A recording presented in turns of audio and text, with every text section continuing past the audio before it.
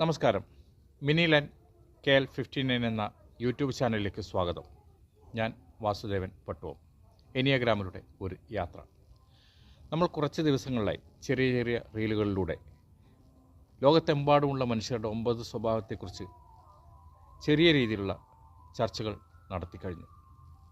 ഇനി നമുക്ക് ഈ 9 ടൈപ്പ് സ്വഭാവങ്ങളിലും ഓരോ ടൈപ്പിനെക്കുറിച്ചും വിശദമായ ഒരു ചർച്ച നമുക്ക് നടത്താനുള്ള സമയമായിരിക്കുന്നു. ഓരോ ടൈപ്പിനെക്കുറിച്ചും സംസാരിക്കുമ്പോൾ ഒരു മണിക്കൂറോ ഒരു ദിവസമോ ഒരു മാസമോ തികയാതെ വരും. അത്രയ്ക്കും സങ്കീർണമാണ് മനുഷ്യരുടെ സ്വഭാവം.